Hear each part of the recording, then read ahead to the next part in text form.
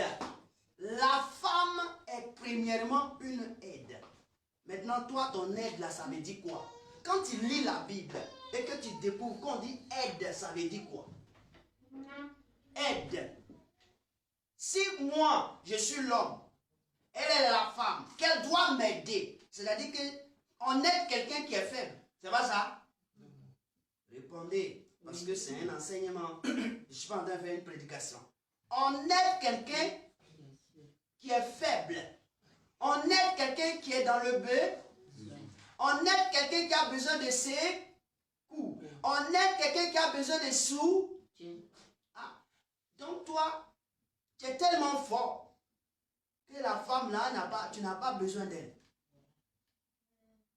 Donc ce qui veut dire que l'aide, c'est le soutien, c'est le secours, c'est le motivateur. Et puis quoi? C'est encore l'appui. C'est quelqu'un qui on peut s'appuyer. C'est quelqu'un qui peut nous booster, le booster.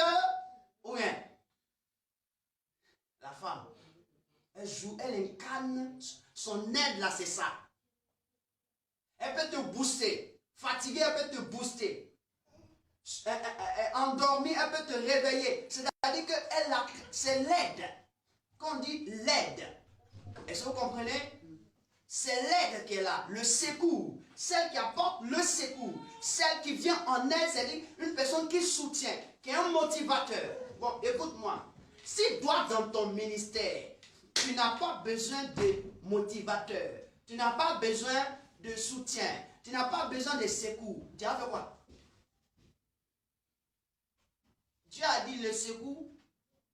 David a dit le secours me vient de l'Éternel qui a fait les choses et la terre. Mais avant que le secours ne vienne de l'Éternel là, il y avait quelqu'un qui est là à qui on a donné ce nom de secours. C'est qui? C'est la femme. Je vous donne un exemple de David. David avait un problème parce qu'il était vieux et son royaume devait être vraiment à sa succession un enfant. La Bible dit que Absalom était en train de botter le coup pour pouvoir prendre la place de son père.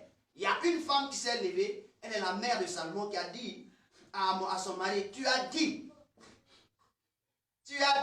que c'est mon fils qui va prendre le trône. J'attends derrière là-bas que c'est Absalom qui est en train de vouloir prendre le trône derrière toi. On dit que ce jour-là, David a fait quoi? Il s'est levé, il est parti et il a fait établir son fils Salomon comme le roi. Frère, si la femme n'avait pas parlé, dans sa faiblesse, il n'allait jamais s'élever.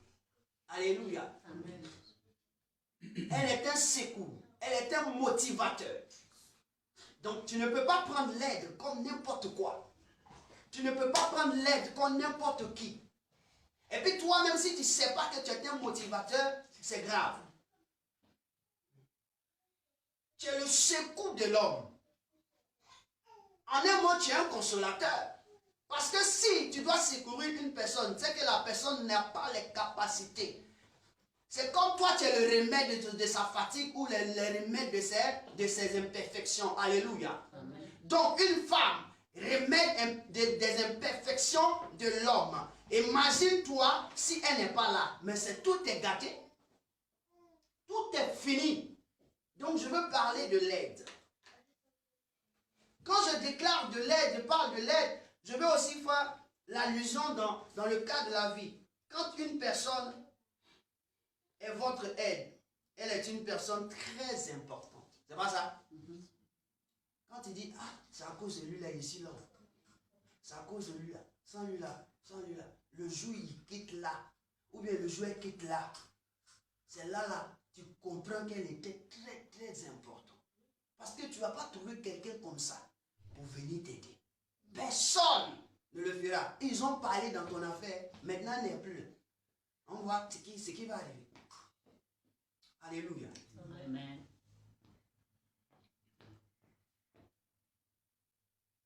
Prenons ensemble Proverbe 18, verset 14. Et je vais expliquer quelque chose. Proverbe 18, verset 14. Je vais parler de l'aide un peu. Dieu Seigneur. Hein? Proverbe 18, verset 14. Qu'est-ce qu'il est écrit? Il est mentionné quelque part là. Il y a 5 points que je vais finir de t'expliquer et puis après tu vas comprendre quelle est la position de toi-même en tant que femme. Proverbe 18, le verset 14, il me dit ceci. L'esprit de l'homme le soutient dans la maladie. Hein? Mais l'esprit abattu qui le relèvera. Amen. Hein? Amen. Je vais te dire, on dit l'esprit de l'homme le soutient dans la maladie. C'est pas ça? J'ai dit la femme est une aide. C'est pas ça? Quand l'homme est dans la faiblesse, on parle de maladie. Quand tu es dans une faiblesse, tu as une faiblesse, on parle de maladie. Ça veut dire que tu n'as pas la force de pouvoir. Donc si la femme devient une aide pour l'homme qui est faible, c'est comme si elle est devenue l'état de son esprit qui la motive. Qui le motive. Alléluia. Amen. Femme, est-ce que tu es conscient de ta personne? Est-ce que tu es consciente? Mon frère, tu as beaucoup de problèmes. La femme que tu aimes n'a qu'à venir se présenter devant toi. Tes problèmes vont disparaître comme si c'est l'eau qui est venue engloutir ça pour partir. Est-ce que c'est faux? Ça se voit. Ou bien? Je dis, tu as un problème. Femme que tu aimes là n'a qu'à venir se présenter. Tu as oublié le problème. Je t'assure. Même les gens qui regardent fument. Quand ils voient une femme, même, ils ouvrent la bouche pour regarder et puis ils rêvent. À plus forte raison. Il est en train de rêver à quoi? Dans le film. Il regarde le film, il rêve. Oh, il a un problème. À l'instant T, son problème a disparu, il est focalisé sur elle. Amen. Amen. La femme, elle est un élément très important. Et donc ici, en même temps que tu veux te prendre, te jouer de la femme, tu vas te détruire. C'est ce que la Bible dit. Que l'esprit là, c'est lui qui nous aide, non? La Bible déclare que quand nous on ne sait pas prier là, l'esprit là, il nous aide. C'est-à-dire dans Romains chapitre 8, verset 26 dit, quand on ne sait pas quoi demander à Dieu, quand on ne sait pas quoi dire, l'esprit intercède pour nous par des soupirs inexprimables. C'est comme ça la femme, elle se comporte. C'est comme ça la femme raisonne. C'est-à-dire que quand on ne sait pas ce qu'on va faire là, elle nous regarde et elle prie pour nous. Elle nous observe et elle nous soutient dans la chose. C'est elle qui nous donne des idées. Même si elle ne comprend rien. Elle n'est pas arrivée à notre niveau où on est arrivé, mais elle nous donne des idées. Je veux dire que quand Dieu créa la femme, vous savez pourquoi il n'a pas permis à l'homme de savoir? Parce qu'elle a principalement les mêmes caractères que le Saint-Esprit. Est-ce que vous comprenez? Elle a principalement les mêmes caractères comme le Saint-Esprit. Le Saint-Esprit vient consoler, le Saint-Esprit vient aider, le Saint-Esprit vient secourir, le Saint-Esprit vient motiver. Le Saint-Esprit, frère, quand il lit l'attitude du Saint-Esprit, c'est que le Saint-Esprit fait, c'est ça on appelle aide. Alléluia. Amen. Jésus, avant de partir, il a dit à ses disciples, regardez, je vous enverrai un consolateur. Mais le consolateur vient pour faire quoi? Quand Dieu était en train de créer l'homme, il dit, il n'est pas bon que l'homme soit seul. Quand il va faire une femme pour venir, c'est pourquoi? C'est pour faire quoi à l'homme? C'est pour le consoler. Donc, au fait, tu as une partie du Saint-Esprit physiquement représentée par Dieu. Alléluia. Amen. Quand Dieu parle de l'Esprit, il veut parler aussi de la femme. Quand tu n'as pas encore compris que tu as une sensibilité comme le Saint-Esprit, alors tu vas te détruire toi-même. Alléluia. Amen. Frère, je ne suis pas en train de te dire certaines choses parce que je veux le dire. Je veux te dire pour que tu comprennes aujourd'hui. Mon objectif, on est dans le mois de la Pentecôte. Mon objectif, c'est au sortir de la Pentecôte, je ne veux pas voir des sœurs ou des femmes qui sont assises. Non, j'ai entendu dire, écoute-moi bien. En ce moment où je suis celui qui te donne de comprendre que la voix de Dieu là, c'est toi aussi qui es capable de faire. Ce que je fais, tu es capable de faire. Ce que j'annonce, tu es capable de faire mieux que moi. Et mon désir, c'est de te voir dire des choses que moi-même je n'ai pas fait. Parce que tu es en toi, il y a une carrure pas possible. Est-ce que tu comprends? Moi, j'ai dit, si le monde était vraiment sous la domination d'une femme qui connaît sa position, le monde allait changer. Alléluia. Amen. Le monde allait se transformer. Amen. Parce qu'une mère réelle ne peut pas permettre à ce que ses enfants meurent. Ne peut pas permettre à ce que ses enfants soient détruits. Une Amen. mère réelle qui dit qu'elle a sorti, elle a poussé ses enfants, ne permettra jamais le désarroi de ses enfants. Elle protège tous ses enfants. La poule fait quoi? Lorsque l'épervier il est en haut, qu'est-ce que la poule fait? Lorsque l'épervier veut venir, qu'est-ce que la poule fait? La poule, elle rassemble ses enfants en bas de ses ailes et affronte l'épervier. C'est le caractère de la femme. Amen. Alléluia. Amen. Mais aujourd'hui, on a trouvé un espace pour que les femmes se réjouissent. On leur a donné le pouvoir, c'est-à-dire il faut chercher l'argent, il faut laisser ses enfants là. Cherche l'argent, vends ton corps, fais ceci, fais cela. C'est-à-dire qu'on les a détournés pour qu'elles puissent mal réagir, pour qu'on utilise leur faiblesse pour mieux les trafiquer. Alléluia. Amen. C'est grave. Premier, aide. Je t'ai expliqué aide, ce que ça veut dire. 2, la femme est quoi? On appelle les eaux de puits ou une citerne. Mon ami, dans un village, quand on dit il y a un puits, on connaît l'importance du puits. C'est pas ça? Je prends l'exemple. Dans un village, moi, mon village, il y a puits là-bas. On connaît l'importance des puits. Puis, il y a quoi dedans? Il y a de l'eau. Oui. Et je veux dire que dans l'histoire des patriarches de Abraham, Isaac, Jacob, eux tous, ils ont creusé des puits.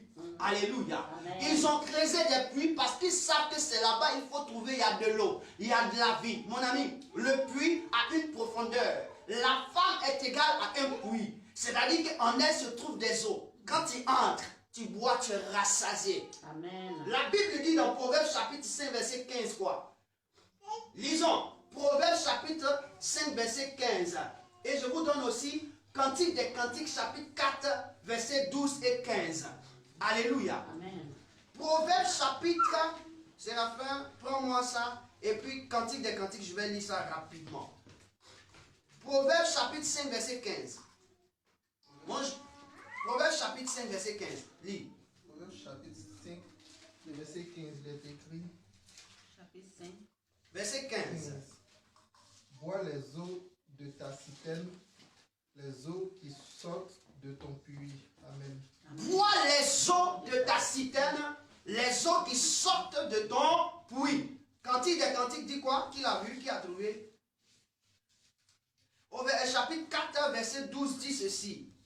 Et je lis, et le verset 15. Il dit quoi? Verset 12 me dit ceci.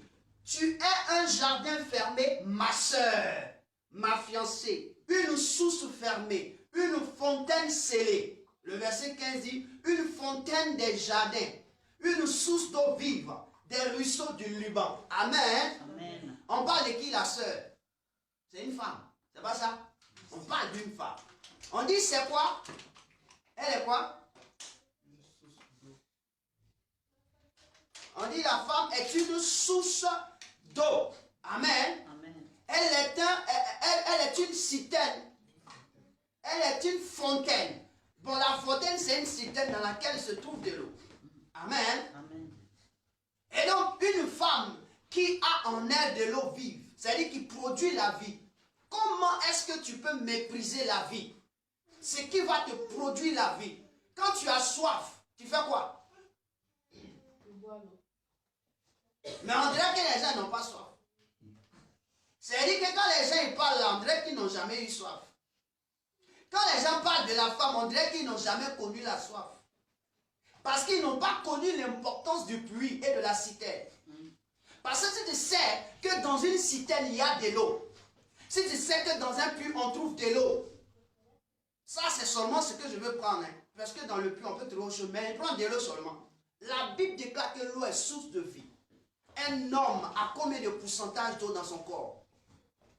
Un homme a combien de pourcentage d'eau dans son corps? Je te laisse chercher. Parce que si tu connais le pourcentage d'eau qui est dans ton corps, tu sauras 90% d'eau dans ton corps, ça alimente ton corps. Imagine-toi la femme sans elle dans une de ta présence. Mon ami, tu es mort. Tu es mort dans le film. Alléluia. Amen. Tu es mort dans le film. Je veux dire que la femme, ce n'est pas n'importe qui. Tu n'es pas n'importe quoi et n'importe qui à qui on doit parler comment, n'importe comment. Tu dois comprendre ton identité. Pourquoi la femme, mystère? Elle est une eau de pluie. Mon ami, on connaît au village ce que ça veut dire. Maintenant, pour que on puisse permettre à ce que la femme ne soit pas ce qu'elle est et qu'on puisse détruire facilement l'homme, on fait quoi? On touche à la femme. Je suis en train de te répondre pourquoi le diable était obligé de toucher à la femme et non à l'homme. Je veux que tu comprennes cela. Je veux que tu saches cela. Quand il lit Osée chapitre 13, verset 15, le diable ne copie que ce que Dieu fait. Alléluia. Amen. Écoute-moi bien.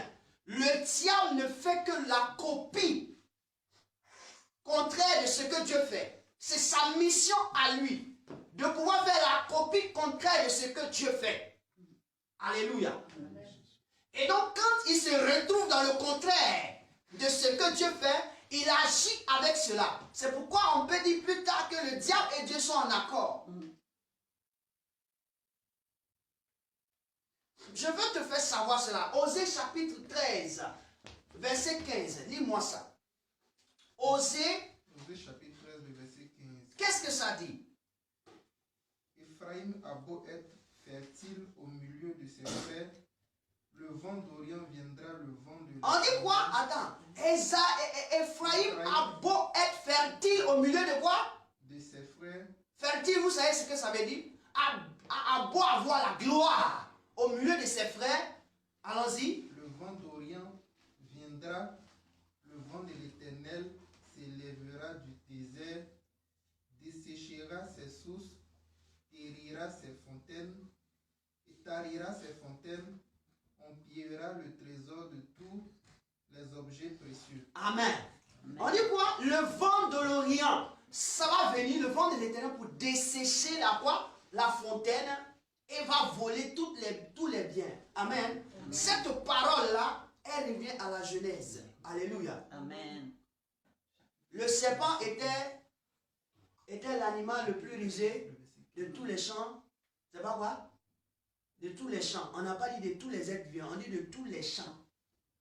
Le serpent a eu la connaissance que quand Dieu, malgré que tu as été béni et qu'on veut te toucher, il faut tarir tes fontaines. Alléluia. Amen. Parce que c'est la fontaine qui produit. Même Dieu, même avant que les arbres ne puissent pousser sur la terre, on dit quoi? Une vapeur est sortie de la terre pour arroser la terre. Donc Dieu a fait quoi? Il a chauffé l'eau. On dit l'Esprit de Dieu se mouvant au-dessus de l'eau. Il chauffe l'eau. Quand l'eau chauffe là, ça commence en bas. C'est pas ça? Le bouillonnement commence en bas. Et ça se dissipe en bas. Et quand en se dissipant, puisque la terre a des pores, a des ouvertures, ça passe là-bas. Parce que tant que c'est fermé, tant que l'eau est fermée, tu ne verras pas sa vapeur.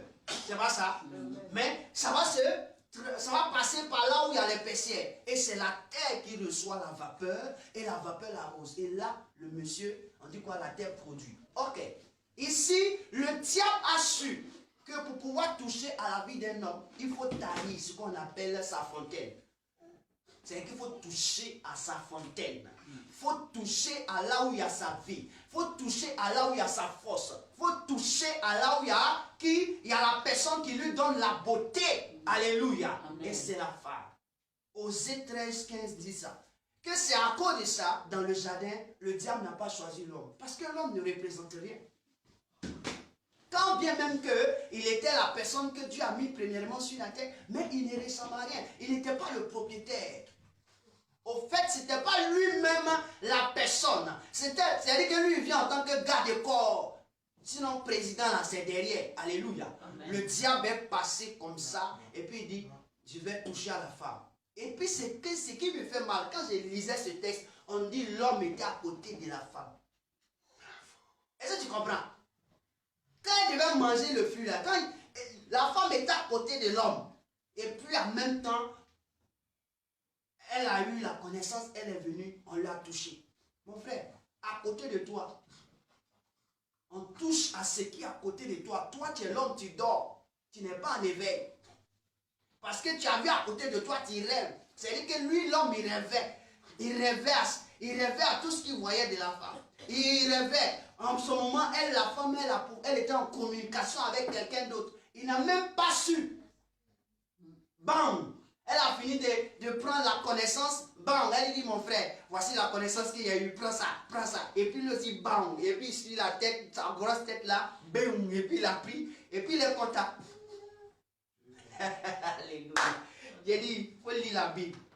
Souvent, j'ai posé la question, est-ce que attends, c'est qu'il lit la même, j'ai déjà lu. Quand j'ai lu cette partie-là, j'ai dit, mais attends, j'ai pris une autre version, j'ai lu. Donc, quand la femme a mangé le fruit là, l'homme était à côté. C'est que l'homme, il regardait où? Posez-moi, attends, je vais lire cette partie-là. On dit quoi? Elle vit, le verset 6. La femme vit que l'arbre était bon à manger et agréable à la vue, et qu'il était précieux pour ouvrir l'intelligence. Elle prit de son fruit et en mangea. Elle en donna aussi à son mari qui était auprès d'elle. Aïe, aïe, aïe. Mon ami, donc attends, c'est comme si nous deux on a 6 bras dans bras. Ça va ça? Pied dans pied. Moi je suis en train de faire autre chose. Dans la femme, elle a voyagé. Alléluia. Amen. Mon ami, si ça arrive au travers de la femme, c'est parce que c'est la personne la plus importante dans un couple. Si elle est touchée, mon ami, tu es mort dans le film. Parce qu'elle voyage plus que toi. Elle a une sensibilité comme le Saint-Esprit. Est-ce que vous comprenez? Elle a une dimension sensible plus que l'homme. Et donc, l'homme étant assis, il est dans ses amourettes avec la femme. Parce qu'il a vu celle-ci, c'est la femme, chair de ma chair, os de mes os. Et à côté, lui voit chair de ma chair, os de mes os. Il ne pense plus rien. Mais elle voit l'homme, mais son idée ailleurs. Elle commence à dimensionner d'autres choses. Mon frère, fais attention. Quand tu es en train de parler d'une femme, demain, tu vas te rendre compte que c'est la femme là qui t'a envoyé. C'est-à-dire qu'elle t'a fait quitter le ciel pour venir en bas. Alléluia. Amen. Tu parles oyo. Mais dans la chambre, c'est elle qui t'envoie au ciel et puis elle te ramène sur la terre. Tu parles oyo. Parce que tu ne connais pas son importance. C'est pas ce que tu fais. À cause de ça même, tu vis comme tu veux. Je veux dire à quelqu'un que la femme n'est pas n'importe qui. Oh, on dit puits. Elle est un puits. Proverbe, le sage. Salomon, il avait combien de femmes? 700 femmes, 300 concubines. On dit 700 femmes, 300 concubines. C'est-à-dire que Salomon lui-même là, il a compris que celle-là, si tu joues à elle, tu es mort. C'est pas à cause d'elle, c'est pas à cause de la femme Salomon. Le trône de David a été divisé à cause de Salomon. C'est pas à cause d'elle. Salomon a vécu.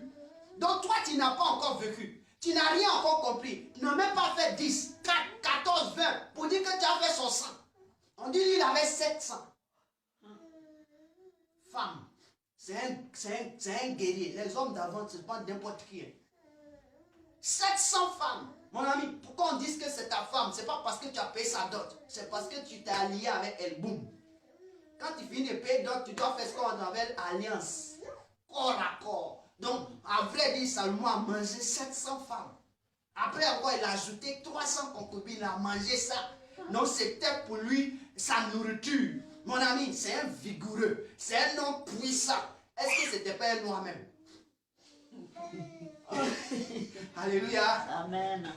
Gloire à Dieu. Amen. Mais les femmes là aussi lui ont dit, nous aussi on te connaît. On connaît ton secret. Nous on te donne, on te transporte, on te laisse ton royaume sur la bride. Ils ont fait quoi? On dit la plupart de ces femmes étaient des étrangères. Elles ont conduit où on adore leur Dieu. En quoi faisant? Seulement qu'elle vient se présenter à toi, mon ami. Quand tu aimes les bonnes choses, c'est ça. Tu es là, tu parles matin, midi, soir à la femme. Non, dans l'église, mon ami, tais-toi. Parce que tu ne sais pas de quoi est capable la femme. Dieu même qui a créé la femme là, il n'a pas créé la femme devant toi. Il explique comment l'homme est venu. Mais la femme, on n'explique jamais. On n'explique jamais. Comment la femme est née. Comment où il a créé. On dit il a envoyé vers. Tu sais où il a formé. Il sait ce qu'il a mis en elle. Mon frère, quand il la méprise, elle peut te tuer. Amen. Elle peut finir avec toi. Et aujourd'hui, dans l'église, on est en train de tellement mépriser les femmes qu'aujourd'hui, l'église perd sa valeur d'être. On n'a pas encore compris l'essentiel des femmes. Alléluia. Amen. Elle est une cité. Et je pousse loin. Le troisième point que je veux te dire, sœur, femme, et que tu dois comprendre, c'est que tu es un bonheur. Alléluia. Amen. Tu es un bonheur. On lit dans Proverbes chapitre 18, verset 22. On va lire Proverbes chapitre 18, verset 22. Proverbes 18. Proverbes chapitre 18, verset 22. La femme, le bonheur. Donc on a vu la femme, les eaux depuis une cité ou une fontaine. On a vu comment est-ce que le diable cherche à pouvoir nous avoir. Amen. Et quand je définissais cela pour le puits, aujourd'hui, vous allez voir tous les acteurs, tous les bons acteurs, les grands acteurs, ils ont un problème de quoi? Les grands joueurs, aujourd'hui, ils ont un problème de... Tous les grands, tous ceux qui sont élevés en dignité, quand leur femme n'a pas dans une stabilité, il y a toujours des problèmes. Avec cette-là, tu es joué. Avec celle-là, tu es l'indexé chaque jour. Tu n'as pas encore été un marmailleur. Tu ne sais pas, tu ne peux pas marmailler ce qu'on appelle femme. Elle va te laisser comme si tu es champion. Mais le jour, elle va te toucher. Toi-même, tu vas reconnaître que ta maman ne t'a pas mis au monde. Le jour, elle va te toucher. Le Saint-Esprit, si vous le voyez, je vais donner ce conseil à chacun. Est-ce que vous voyez le Saint-Esprit? Mais quand le Saint-Esprit te touche, tu sais qu'il t'a touché. Alléluia. Amen. Ok. Lis Proverbe 18, verset 22. Il est écrit quoi? Dans Proverbe 18, verset 22, il est mentionné que celui qui trouve une femme trouve le bonheur. C'est une grâce qu'il obtient de l'Éternel. Mon ami, c'est pas parce qu'elle est chrétienne, c'est pas parce qu'elle est religieuse, elle est musulmane que tu l'as trouvée. Non, non, non. On dit une femme.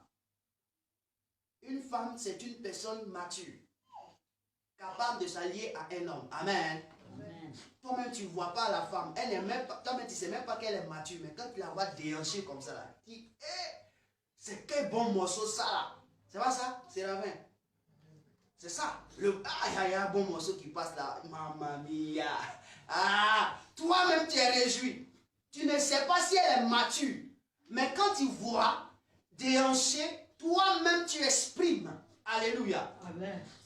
À plus forte raison, elle sera à côté de toi. Et puis tu as pensé que tu as la maîtrise de cette femme. Mon ami, tu t'es trompé, tu t'es trompé. C'est elle qui va te maîtriser. Si tu penses avoir sa maîtrise. Alléluia. Amen. Elle est le bonheur. C'est-à-dire qu'elle apporte la joie de vivre, la joie du réconfort, la stabilité. Quand on dit le bonheur, c'est ça. Amen. C'est une faveur. C'est-à-dire que quand on dit faveur, c'est-à-dire c'est ce que tu n'as pas mérité qu'on te donne. Écoute-moi bien. Est-ce que Dieu, quand il créait la femme là, c'est parce que l'homme a mérité qu'il lui a donné? Non. Lui, il lui a donné comme ça parce qu'il ne veut pas qu'il soit solitaire. Donc, il n'a pas mérité la femme. Donc, il ne faut pas penser que tu mérites ta femme. Tu ne l'as pas mérité. Dieu te l'a donné comme une faveur. Mais la faveur peut devenir serpent dans ta main. Et c'est ce que l'homme a fait. Parce que l'homme a laissé la faveur là devenir serpent. Parce qu'au lieu de respecter les principes de la faveur, au lieu de garder les principes de la faveur, le gars a dit il a tout eu. Le gars a dit ah j'ai mérité. Parce que le travail est fait dans le champ là. Dieu a vu que c'était mon salaire. Donc il m'a donné. Non, hein. On dit quand Dieu t'a créé, je vais t'envoyer une aide pour ne pas que tu sois seul. C'est pas parce que tu as fait un travail. Donc ce n'est pas parce que tu as prié que la femme elle est venue. Mon ami, ce n'est pas ton intercession. Ce n'est pas tes prières carotiques que tu as fait. Non, c'est la faveur de Dieu qui est venue. Lis la Bible. La femme n'est pas la réponse à une prière qu'on a faite. Mais c'est la faveur de Dieu. C'est-à-dire que ça, ce n'est pas toi qui décides. Alléluia. Amen. Une femme rentre dans la vie d'un homme, ce n'est pas la décision d'un homme. C'est la décision ultime de Dieu. Alléluia. Amen. La Bible dit que Dieu et sa parole sont quoi? Égaux.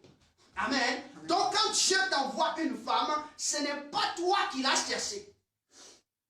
C'est lui qui t'a cherché et puis il t'a trouvé et puis il t'a envoyé la femme et puis toi tu as vu la femme. Ah oui. Donc il t'a fait grâce. Donc quand il dit, j'ai passé des temps de prière, à jeûner, à prier, mon ami, il faut te repentir. Parce que la Bible dit que c'est un bonheur, c'est une faveur de Dieu. Il ne faut pas comprendre que, non, ici, là, la Bible parle de l'humanité. On ne parle pas de Bible, on ne parle pas des chrétiens. Même les musulmans savent ça. Donc imagine, si, écoute-moi bien, je vais le mettre dans Salomon.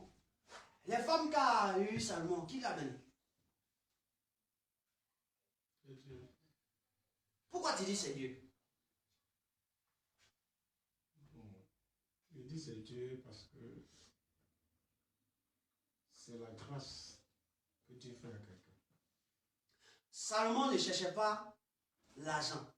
Il ne cherchait pas comment on appelle, la gloire. Salomon cherchait devant Dieu une seule chose pour diriger le peuple de Dieu. Il cherchait quoi? La sagesse et l'intelligence. Et qu'est-ce que Dieu a dit?